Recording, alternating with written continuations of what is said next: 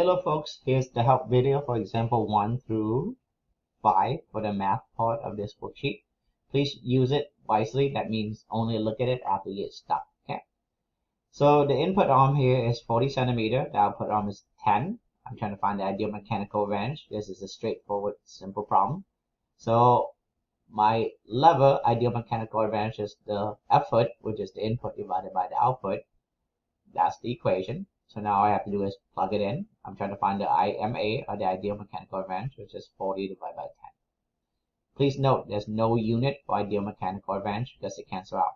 And to show cancellation, if you type it, just highlight the unit, go up to format text, and hit strikeout.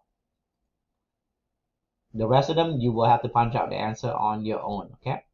So here I have a pulley system, and I have 2 ropes attached to the weight. So I know the ideal mechanical advantage is 2 times lighter. Okay. I know my output force is 400 Newton. I'm trying to find the input force. So the ideal mechanical advantage is 2. And we know that the mechanical advantage is always output force divided by input force.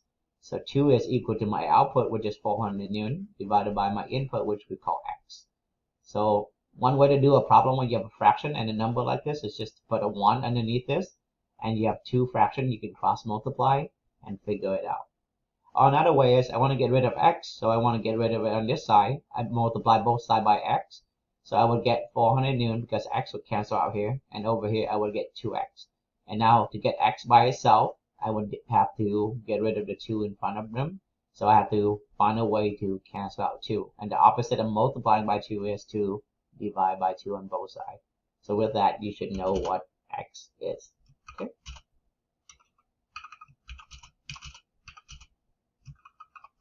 And the unit would be Newton.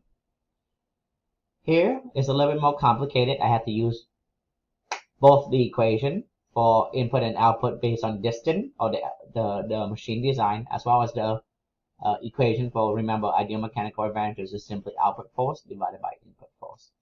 So I know the ideal mechanical advantage in this case is going to have to be the output distance and the input distance compared to each other. Okay. And it's 2.5 because the input distance is 5 and the output is 2. So 5 divided by 2 is 2.5. Now I don't know it yet, but I can calculate it. I know the output force is 300 Newton. So with that, I'm trying to find the input force. So I have to use both the equation here as well as up here.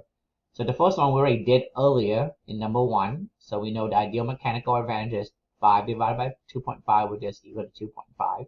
So I plug that into the equation for ideal mechanical advantage is 2.5.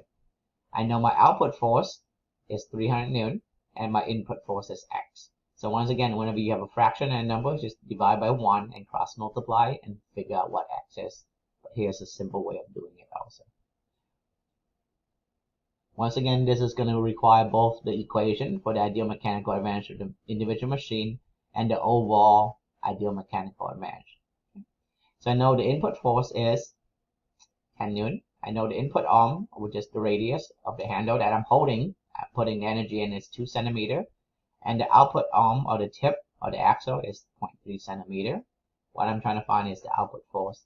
So if I use the ideal mechanical advantage of a pulley here, I know that the ideal mechanical advantage is this radius divided by this radius. So when I do that, I get 6.7 is the ideal mechanical advantage of the machine. But that's not what I'm trying to find. I'm trying to find the output force. So the ideal mechanical advantage again is the output force divided by the input force. So 6.7 is what I'm trying to find. How much force is coming out, x, the output, divided by my input force is 10. So once again, 6.7 divided by 1, because that doesn't change anything, is equal to x divided by 10 Newton.